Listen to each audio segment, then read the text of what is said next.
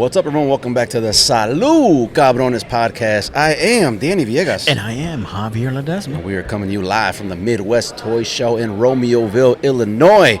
And ladies and gentlemen, we have a great guest with us today, man. Just a customer walking around getting stuff signed by the WWE legend Hall of Famer Rikishi. He walks up and strolls up, and I see him like, oh, damn, that is he is one of the comedic legends in Chicago right now, man. One of Chicago's own. You're making them blush, bro. And that's hard for a Latino. I'm a legend. Man, bro. We're talking about Mr. Ruben Ramirez in the building with us today, man. Man, so, bro, I'm like on cloud 9 right now, man. I met my childhood hero, bro. Like, this is crazy to me. You know what's funny? He was getting closer in line. He's like, bro, I'm starting to get nervous right now. I know the feeling, man. There are certain wrestlers that, you know, when you're a fan and you're getting up close and you're about to get that moment, you start shaking almost, man. No, it's like, because, dude, I mean, with Danny, we've done film, we've done a lot. We've been in the same rooms as people we like, you know, and like look up to and stuff. But there's just something about Rikishi, brother. Like, just because, like, what he's done, like, he's always been unique to his character, and like that, like I said, that's my favorite wrestler of all time. And people kind of laugh when like they're like Rikishi. I'm like, yeah, Rikishi's my favorite wrestler of all time, just because he was him, bro. Like, when he danced, you know what I'm saying? When he was heel, you know what I'm saying? Like, you know what I'm saying? Like, he had so many like dope shit, and like what he had with Grandmaster Sexy and Scotty 2 Hotty, and you know what I'm saying? So like, I really fuck with Rikishi. And so when he was like Romeoville, I was like, dude, oh my god, I'm in that motherfucker, bro. It's cool that you said, or you showed us right now that what he's saying on the side. I did it for The Rock. I did it for The Rock. I did it for The Rock. The most legendary 5-word sentence that had Stone Cold Steve Austin on his heels, bro. Right? Oh, dude. Nah, man, but to you, bro, like I said, man, you've been fucking doing comedy now for a minute, man. How long you been doing comedy for, bro? I first touched the mic in like 2019, but I didn't take it seriously till last year. Mm-hmm. You know, it was one of those things because I was so into acting, right? Like, I really wanted to focus on that, but it didn't go the way that I wanted it to. And I was like, you know what? I've never put my full energy into comedy. I'm like, let me see how this goes, you know? And I ended up doing that. I cut off film, quit doing all that, and I just focused on comedy. And now I'm on tour, bro. So, you know, that's what I was asking, because I remember when you were doing the acting thing, man. You were posting all the time with acting, bro. Doing all these short films. You were directing and all this stuff, bro. So yeah, you were fucking all into acting, bro. So what made you want to step aside from that and then just go full on to comedy? I was putting in more than I got out of it. I was pouring into it, bro. I mean, I produced like 7, 8 like short films, bro. Within a year, I was pushing out content like crazy, and I poured in a lot. It's a lot of money, a lot of time, a lot of everything. Yeah, bro. And absolutely. Man, I know you know the scene, bro. But Chicago actors, bro, for some reason they're just like draining you, bro. And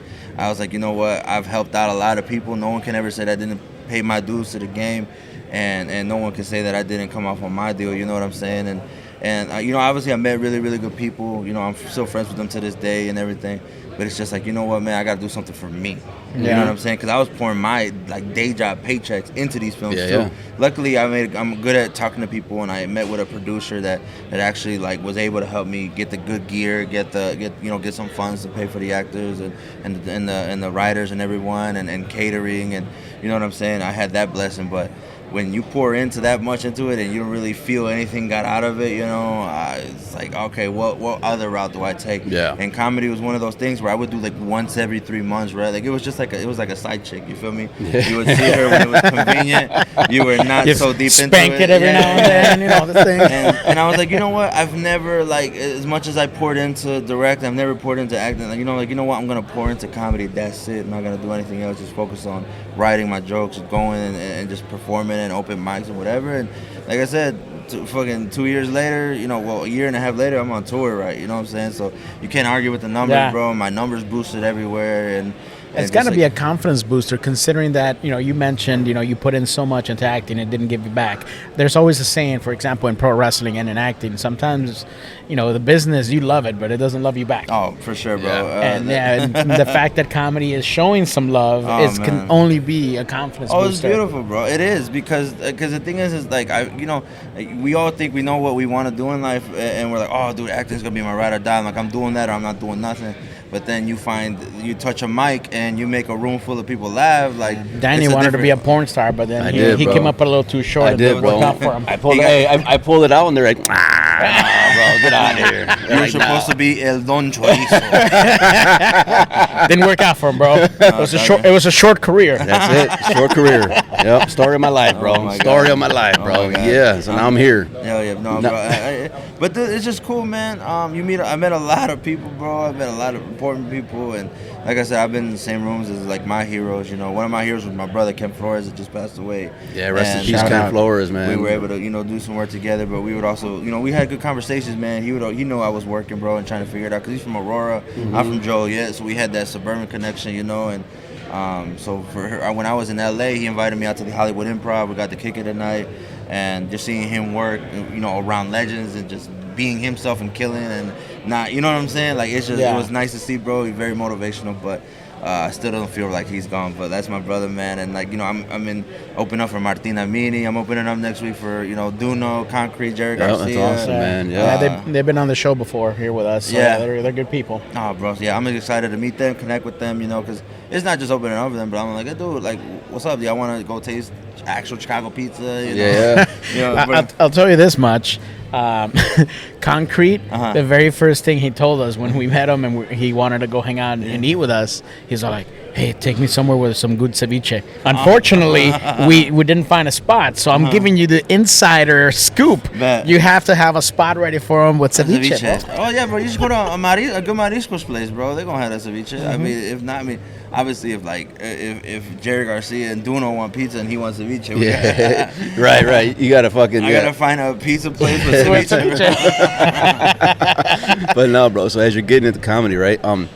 What are you noticing different from comedy that you did from acting that made you want to actually pursue it more? Because like how you said, acting didn't love you back the way you loved it. So what was it about comedy that kind of gave you a different feeling than from acting?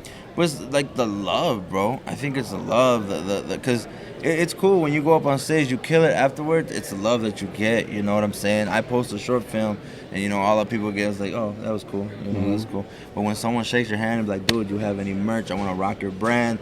I want to show people that that I support you. Like it's just supporting your brand, your vision, where you're going towards. And I think that's what I got most out of, like, the love and the energy out of comedy was like the fact that like I'm going to Florida for a 6-show run in 2 weeks, bro. Nice. Like, I never, you know what I'm saying?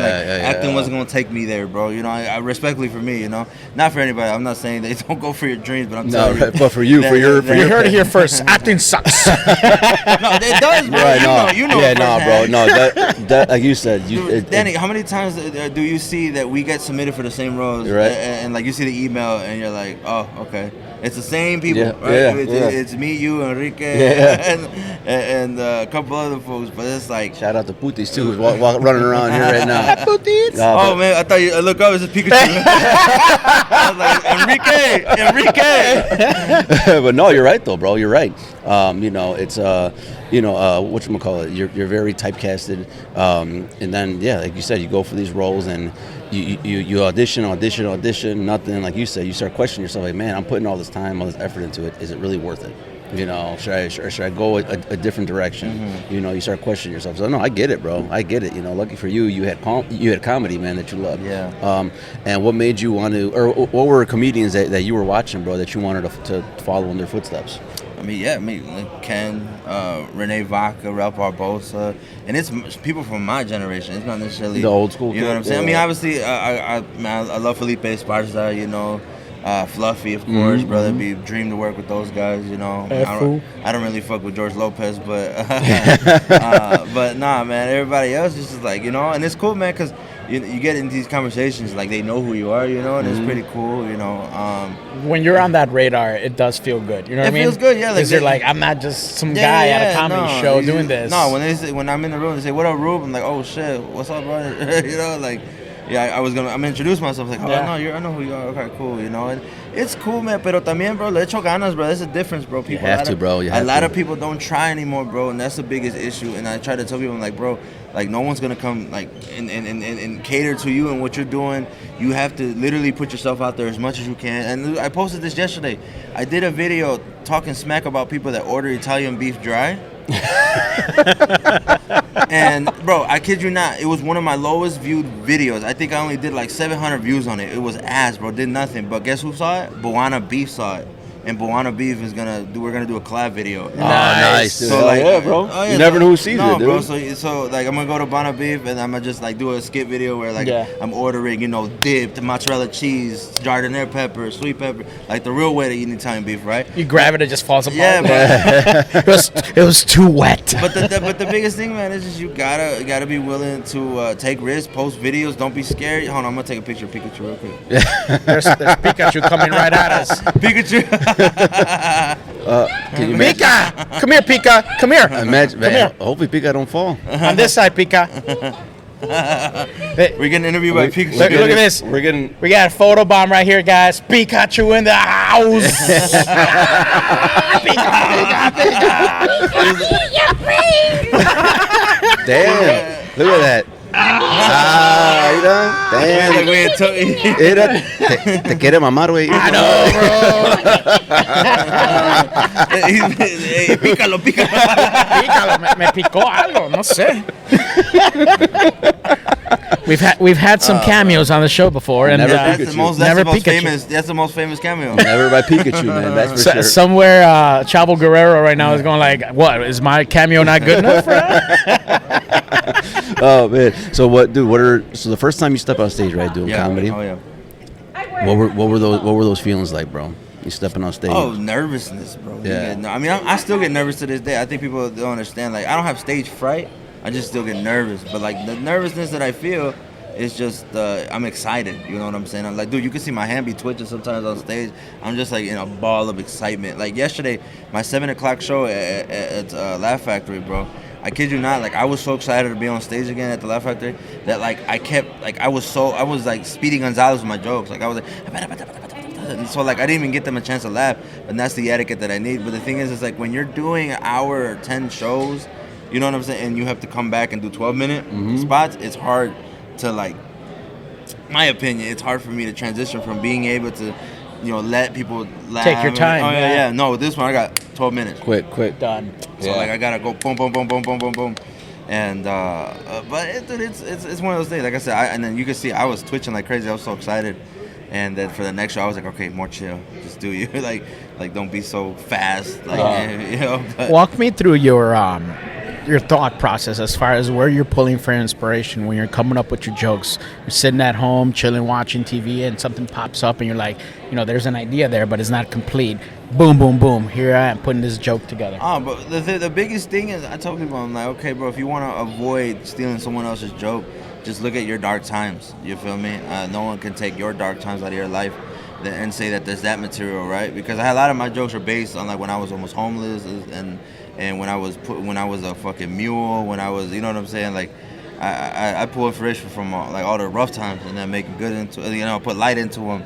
And I mean, that's really it. I mean, I have jokes for days of like when I would have to donate plasma to eat and shit, and like I would try to hit on the nurse, but like she already knew my financial situation, and so. He's like, you're broke. You're donating plasma. Yeah, I was like, no, I'm donating for the good cause, not for the $40. But then, like, I still ask, hey, where do I get the $40? I just came into some money, $40. You want to go get a hot dog? you want to go get a dry beef somewhere? Because I can't afford for it to be wet. Nah, bro, I'm gonna take her to somewhere fancy. You gotta take her to Olive Garden, bro. Stack up on the breadsticks. I was gonna say endless breadsticks. Unlimited breadsticks, bro, and salad, bro. Fuck yeah. No one eats salad though. She might. That's all you, baby girl. She might. Not the girls that I like. No, I'm kidding, bro. So let's talk about your fandom, man. Like you mentioned Rikishi. So walk me through like as far as like discovering pro wrestling, because me and Danny, we're wrestlers. Yeah. But first and foremost, we are big fans of pro wrestling. For sure. So we still love the product to this day. So walk me through like discovering pro wrestling as a kid. Man, dude, it was just like we were watching, just programs, right? Because my parents didn't know that we had pay-per-view, and so like. You had that dirty channel pay-per-view too, huh? Yeah. I've been there, bro. And so I remember just growing up watching Stone Cold Steve Austin, The Rock, all of them, bro, and being able to be a part of that era and watch him go from WWF to WWE, right? And just remember Rikishi being himself, right? Just the dancing guy. He's the center of attention. You know what I'm saying? I've always liked being the center of attention too.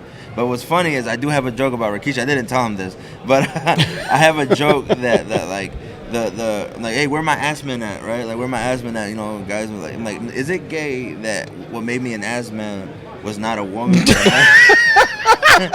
and people are like, it's a man with a thong. Yeah, I was like, because I'll be honest, it wasn't Lizzo that got me in the ass, it was Rikishi.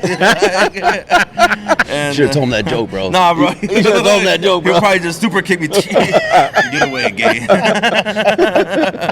But no, man, Rikishi, bro. Just like I said, and I had like my dad got me all. Hold on, time out. During the time that Rikishi was around, you had Trish Stratus. Yeah. You had I freaking had Tori to Wilson. turn the channel when they came on. Lita. You had all these amazing, like, beautiful women. And you're like, Yeah, nah. but none of them have ass. You literally mentioned all the good with no Have ass, you bro. seen Trish back in the day? She was packing, She had titties, not ass, bro. And there was a lot of bra and panties match almost every other week, you know? But he's all like, nah, skip through that. Show me some free. BBLs weren't a thing back then, I bro. like how in the Funko Pop they didn't put his thong. They had to. My guy, bro. Nah, he was unpacked, dude. He'll tell you, bro. And the thing is, I remember watching the Royal Rumble, him eliminating everybody, bro, and he just fucking everybody up. That was like, oh, that's dope. You know? Do you remember he the eliminated Scotty Hottie and he eliminated his own homies. I'm like, oh yeah, that's him, bro. Do you remember the fucking Hell in a Cell where he fucking? I was just literally about to mention that. That's crazy. That shit man.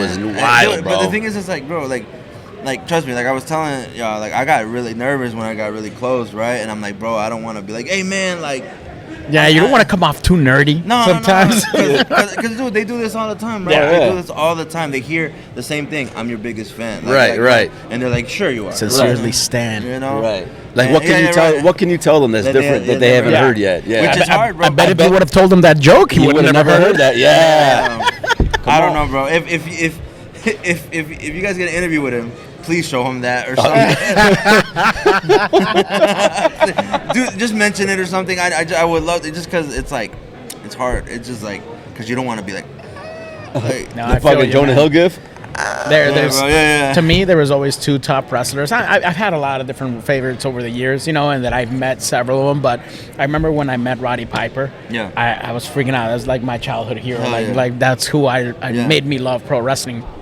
And when I got up there, you know, I'm kind of shaking, saying hello to him, and all I could think of at that moment was like, "Can you put me on the sleeper hold?" And he just looked at me. He's like, "Come here." You did it, bro? Yeah. Oh, that's so dope, bro. I even sold it, bro. I was like, "Oh." Oh, bro, have Rikishi give you the stink face. Oh, my. Okay. He's all like, Nah, bro. can you wear a thong during that? It's just So you know what's funny? Oh my personal god, I'm gonna preference. tell another story, bro. So when I was a kid, obviously we all pro Right, fight, right? right. We fight. Anytime that I would fight with my friends, bro, I would say I'm Rikishi, and I would try. You just think that- dude. So one time my guy didn't know what was happening, and they were holding him. Oh.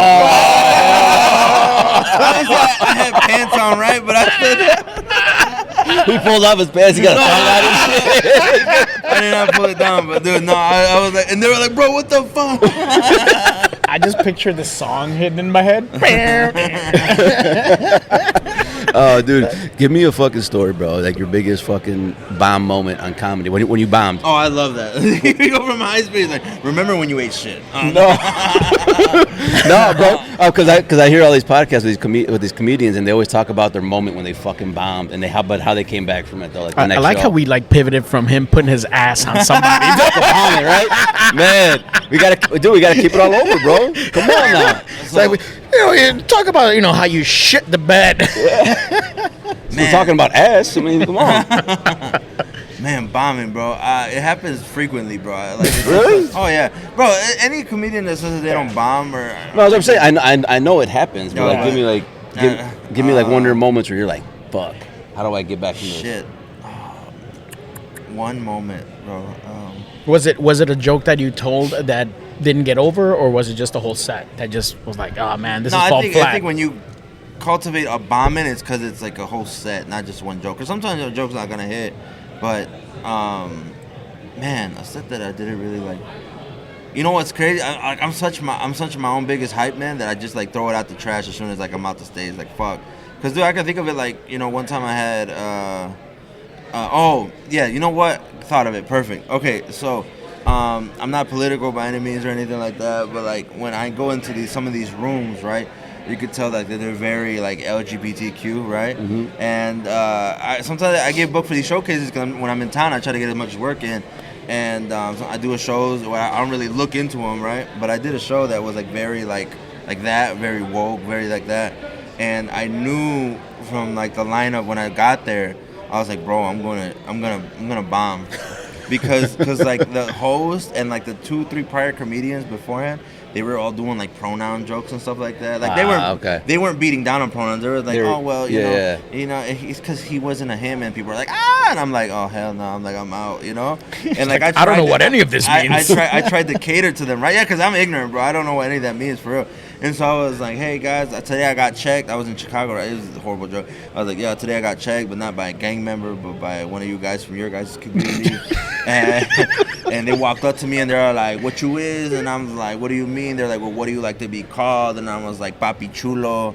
And he was like, no, your pronouns, fool. And I was like, him.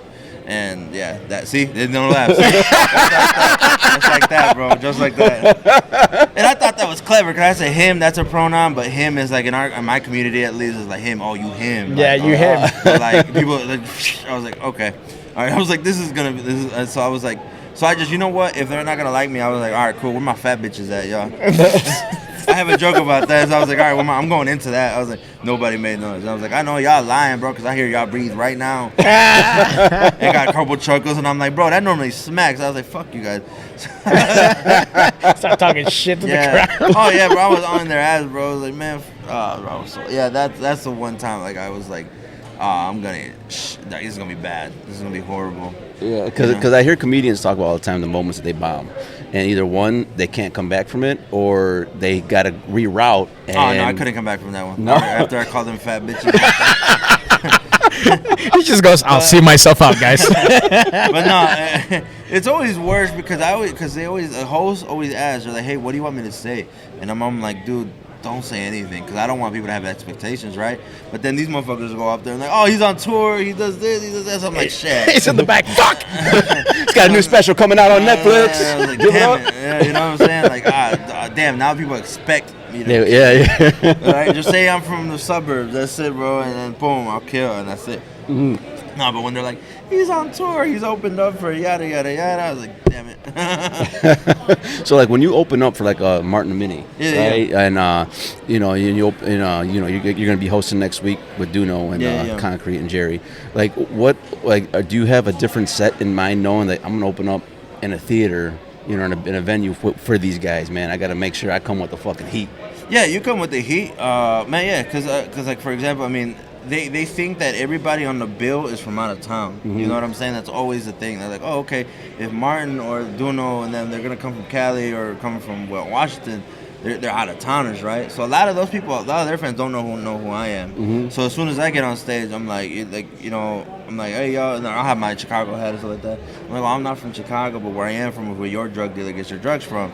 And I'm like, I'm from Joliet, Illinois. And then boom, it hits because everyone's like, oh shit. Yeah. He knows that like Joliet is like the drug mecca, right? So like, I'm like, okay, cool. And then they find out, wait, you are from here? I'm like, yeah. I'm like, okay, cool. So like, I hit them with like a local joke here and there, boom, boom, boom, boom, boom, and I'm giving y'all my whole set, and like, nah, I gotta chill, but yeah, nah, man, you gotta be ready, bro, because you definitely want to give a good impression, because they come back to Chicago very often. Mm-hmm. Yeah. Those like guys like that, and so like they, next time they come back, obviously want to get rehired. Yeah. And even possibly go on the road, do some shows. Like I opened up for a guy named Craig Conant, half white, half Mexican dude, funny as hell. He talks about both lives and shit. And I mean, he took me out to Iowa before and shit too. And it's cool the connections you make, because you never know. Like, okay, cool. Like, hey, go on the road with me a couple shows and see where it goes. And in the world of pro wrestling, sometimes the opening act is told to tone things down and not necessarily to do too much because you don't want to outshine the guys that are further up in the card, right? Is there some etiquette being the opener not to kind of go too crazy in the world of comedy, or did they tell you to go balls to the wall? I've heard that before. I've heard, hey, make sure you don't, you don't bury people, right? But that's old shit. They gotta follow this. Nah, I'm not trying to do age discrimination or like that, but it's always the old motherfuckers that say that shit, and I don't think that's right. I think that you should go up every time you hit a mic and do your very best and kill. And if no one can reciprocate that, that's on them. That's on them. Yeah, exactly. And okay, and then the thing is, how petty would that be if the fact that like, oh, I buried you and now you don't want to book me because you know I can, you know. Right. And the thing is, you do get a sense like that. There's sometimes where I've opened up like for like not huge people but local, and like you'd kill them and then oh shit, what's up, what up, what up, what up, what up? Hey, there you go, hey, Pikachu. In the house. Hey, come here, bro. Come over. Look at see, look at that. Second cameo. 2 cameos in one episode, and they're both by same guy. Just one of them was a costume. Oh man. Yeah, but no, yeah, because like he said, because yeah, with wrestling, they tell you, you know, like for the opener, yeah, make it hot, but you don't want to fucking outshine the main event, you know? No. Because then, Not at all. you know, but like you said, if you know, if you're doing comedy and the opener outshines the fucking headliner, that's on the headliner. Yeah, bro. Like, and the thing is, you got 50 minutes to. I got 15 minutes. You got 50. Like, you better bury me in those 50. You know. Yeah. But the only time I ever hear that is, like I said, like older motherfuckers, bro. I don't really hear around my generation or people, you know, not too far from age. Because we all understand, bro. It's a whole new game, bro. We're all trying to get it, you know, and we're more unified than I think the older generation is. I think we're all understanding like this shit couldn't happen for everybody. There's enough stages for everybody. There's enough money for everybody. So we try to, or if anything, we boost each other. We don't really, I mean. If I think about it, bro, all my ops are old. Like, Really? Yeah, any of my like motherfuckers that don't rock with me, bro, they're older. So all the older comedians hate on you? Yeah, well, they hate on the new gen, just in general. Okay. I mean, I do, like I said, the only like couple people that I have beef with are like older comedians. Right? And why do you think that is? Why do you think the older generation hates Because on they you? want to, they think that we figured this out too early, bro. I've seen statuses where it's some liminal shit. Like, how the fuck y'all be only doing this for 3 years, but y'all on tour, yada, yada. You're supposed to be doing 10 years in the game before you see a check, yada, yada, yada. I'm like, look, bro, I'm not going to wait 10 years to see a check. But if I'm going to put in work and respect the game and put back in the game, like the energy, because I love comedy, bro. I produce 2 shows on my own. Like, I have a show at the Comedy Bar in downtown Chicago every Wednesday, and I do a Laugh Factory produce show over there too. And so I'm giving other comedians opportunities and stuff, right? So I understand if I took more from the game than I put in, but I put in, bro. I get people opportunities all the time. When I'm headlining, I try to get locals to come through. Like, hey man, like I know you're looking for stage time. Like I'm coming in your hood. Like I respect your guys. You know, you guys grinding. Like, you know, find a couple locals for me. You know what I'm saying? Because I want them to get the stage time they need. You know. Not to mention that there's a lot more comedy clubs in Chicagoland now yeah, than there was like 5-10 Not years even that, ago. dude. There was no social media back then. Yeah, exactly. yeah. That's the main thing. Yeah, social you're media. blowing up a lot faster. They couldn't than put their were. shit on fucking on TikTok, on Instagram. They couldn't put their shit on But that. I think that's where it comes from too, Yeah. man. They're like, man, these guys have it more easier, quote unquote, right? But it's not. It's still a hard ass game to get into, bro. It's You still, nothing. at the end of the day, have to be funny. You know, you have to be funny. You have to work hard. Yeah. You gotta. But and the thing is, I try to help a lot of those vets, bro. I did. Like I try to help them with their social medias. I try to give them advice and stuff. But they don't like getting advice from someone 10 years younger. They're still working on their Nokia phones, bro. Bro, 10, 15 years younger than them, and they feel some type of pressure, bro. But I will say, one time I did get humble, right? And he's really the only one that like did it well. It was last year, bro, when I was like starting to headline more often, right? And my guy Anthony Fuentes, he's a comedian. He was like, hey, bro, I'm gonna have you headline, and then the other guy that was on the bill has been doing this for like 20, 30 years, right? And he headlines normally, right? And when the other guy found out that he's opening up for me, it lit a fire up on his ass. He was like, who does this kid think he is? I was like, he's only been doing this for a couple of years, like, and I'm opening up for him. I was like, all right, he be ready, bro. I'm coming for blood. Bro, it was funny. So the stage is like right there, and the green room's right there, so you can hear everything, right? And so you could hear him bitching. No. So like I could hear him. No, he goes on set. You could hear him on stage. He goes on stage, right? Murders. As I'm talking to my guy Anthony, like we're literally trying to have a conversation, but the crowd is so loud, and I'm like, damn, okay. And he was like, no, they're gonna be good. And the guy, the comedian comes back inside. He was like, they're ready for you. Bro, I go up there, dude. Ass, bro. Crickets. Dude, not. I got giggles, right? I didn't, you know what I'm saying? But like, bro, like he was like, when he said I'm coming for blood, he meant it. And like it was Triple H and Jericho you know after freaking Undertaker and Shawn, bro. What was hilarious was after the show, everyone was asking him for pictures, not me, bro. So, but like it was one of those moments that I could look back at. I was like, you know what? That's how my attitude has to be all the time, bro. Yeah. When I'm not.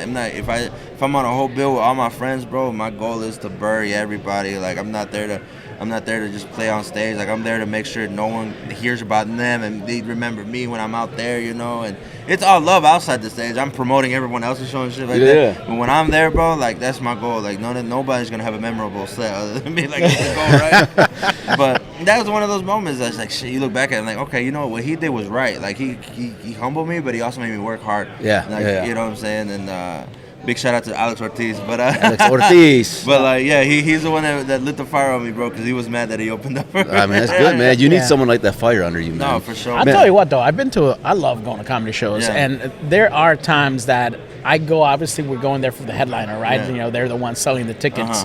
But there's times that I leave that comedy show with, and I'll find their opener. And I've never heard of their opener, and then I'll leave going like, I need to go find that guy on social media because that guy was really funny. And sometimes I'll remember their jokes a lot more than the headliner. The headliner still made me laugh, don't get me wrong, but I really enjoyed, whomever that was. Example, you guys know who Steve Simone is, right?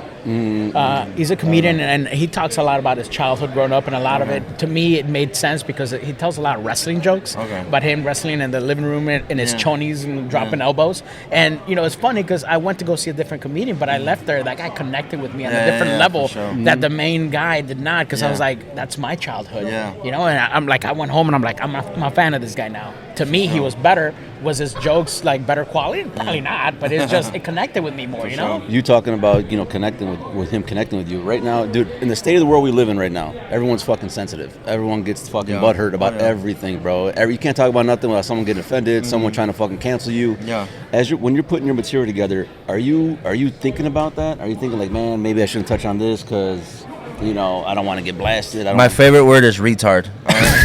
And I use that word whenever the fuck I want. We're canceled. No, I use that word whenever I want because when I say retard, I do not mean mentally ill people at all. I'm talking about the stupid people. I'm talking about the people that just make habitually bad choices, habitually just horrible people. Like I'm talking about the dumb fucks. Yeah, and I don't own an explanation to nobody. You feel me? Because trust me, bro, I get when I say the word, 'cause I say it 3-4 times in my set. When I say the word, you get like, but then you get the laughs too. And I'm like, bro, like I'm not talking about, what I'm saying, my cousin Ricardo. I'm like, I'm talking about people who make dumb decisions all the time, bro. Yeah, and that's the thing, because like I grew up like on the old school fucking comedians, bro, where they didn't give a fuck. They just said everything, bro, and no one was sensitive, no one was woke, no one was trying to fucking. I will say, bro, the most offensive comedy happens to be my favorite comedy. Yeah, mine too. I will say, like, everything's gonna come back soon. Like I feel like comedians are getting more comfortable saying whatever they want. But now I would say like I don't want to cancel nobody. I don't want to shut nobody out. But there is some like limitations to some of the things. Like I don't really do racism, racist stuff, right? I don't like that just because I think it's lazy. Low hanging fruit. Yeah, I think it's lazy. Yeah, I think it's lazy. Mexicans like tacos, black people like chicken. Right. How long has that joke been going on for? Right. Yeah. White people like fucking their cousins, like, what I'm saying? I mean, how long is that joke been? So it's like, like, okay, that's whatever, but you also remember, man, you got platforms, right? Like I said, I've dropped the R word on my platform, and now I say the R word. Now he's hiding it. But I don't hop into the racist stuff, you know what I'm saying? But like when it comes to everything else, like I don't really care, I mean, I've had a trans comedian try to get me to lose shows before because I had a trans joke, and it wasn't even a bad joke, bro. Like my trans joke ended up me saying that like I hooked up with a trans woman, and I wasn't mad that she had a dick. I was just mad that hers was bigger than mine, and like that's not bad, bro. Like I said, I slept with one of y'all, and I willingly said that I was okay with it, but I'm just mad that hers was bigger than mine. Like how is that bad? Like that's promoting you guys. Tenía una salchichota. No, and I even said, like trans woman. Like I didn't, you know what I'm saying? Like I emphasized like there was no hate there whatsoever, But no, you are transphobic. I was like, what do you want me to do? Suck your dick? Like, am I supposed to do this on stage so you can be okay? Come here, dude. Before we finish off here, man, how do you handle hecklers? Oh, those are the best part, bro. Because here's the thing, I don't. When I do crowd work, I don't look to bully people. I don't be like, hey, what's up, bitch? Like, I don't look purposely to like upset someone, right? Oh, that's my favorite one when we're in wrestling. What's up, bitch? But the main thing is just like if I hear somebody like talking too much or something like that, people on their phone right in front of me, stuff like that. Like, if it's especially if it's a dude, come like, who you talking to, bro? And he'll be like, oh, nobody. I'm like, man, let me see your phone real quick. He's like, no. I'm like, I bet you're not talking to one bitch right now, bro. Like, you know what I'm saying? And then, let me see your phone. And they'll give me their phone. I'm like, damn, no hoes. You know what I'm saying? As a matter of fact, number dudes in here, bro. I'm like, damn, you're talking to your homie. That's gay. Nothing but dick pics up in this motherfucker. You know? So, no, man, hecklers are fun. But they're those hecklers, when you hit a heckler, it's like an opportunity for a clip. So Yeah. obviously, I'm not telling people, hey, come to my show, heckle me. Like, no, like, but I'm saying, like, if you do, you should be ready, bro. Right, like, right. For the repercussions, because I have a videographer with me everywhere, bro. Like, you're gonna be posted, bro.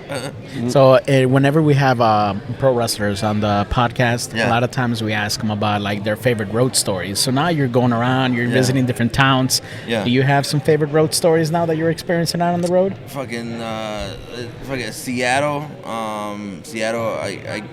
Seattle was interesting because like they had this thing called a sugar tax, and like I was mad because like everything that I love has sugar in it.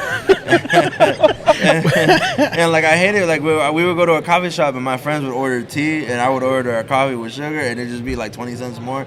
And I mean, I gotta be kidding me, bro. Like I'm gonna die of poverty before diabetes. And then, you know what I'm saying? Oh, dude, Texas. I went to Texas, bro, and I was looking for weed, bro. Ain't nobody had real weed out there. It was like THCA and I saw more guns than weed in Texas.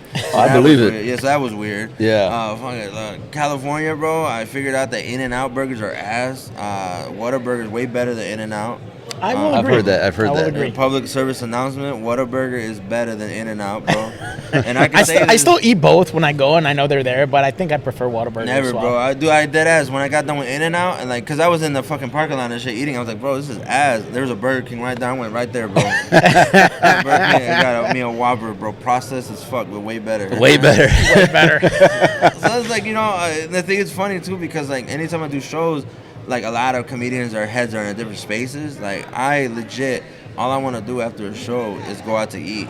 You feel me? Mm-hmm. So a lot of the times where people are like, you know, I'm like, hey, what's up? Where we at after this? And they'll name nothing but bars. And I'm like, I'll ask, do they got food? No. Fuck that. Do they got food? No. I was like, motherfuckers, I want to go eat somewhere. The fuck? Like, so, nah, man, the road's been cool, man. It's just, dude, traveling sucks. I'll say that. Traveling sucks. I just got done doing Ohio, Columbus, Alliance, and then Fort Wayne, Indiana, driving fucking 6 hours and then to 3 hours and then to 2 and then coming 3.5 home. Dude, it fucked my back up bad, bro. Yeah, so, I can imagine. Next time I'm taking a flight to Columbus and driving back. But no, man. Other than that, though, man, I mean, oh, dude, fucking, I got a nail in my tire in my rental in LA. Oh, and man. it was in a very sketchy neighborhood. It was in El Monte. And, oh, dude, it was, yeah, and I was, the car made it to like this gas station that was lit up, but next door was a Motel 6, and y'all know what type of people stay at Motel 6 on a Friday night. And so, dude, I was terrified. He's bro. all like, do they got food there? No, the gas station was closed. That's the worst part, right? But like, oh man, it was interesting, bro. Oh, man. Stuff like that. But yeah, man, overall, man, the road's been cool, man. Meeting a lot of cool people and you know, being able to, you know, take care of yourself over, you know, something you love to do is pretty dope, man. So, but yeah, man, I mean, I got a couple dates coming up. The tour's coming to an end. I already did a bunch of cities. I'm gonna quit touring around end of May, and then I'm gonna just be very, very local as far as like doing like showcases and stuff, so I could do new jokes or whatnot.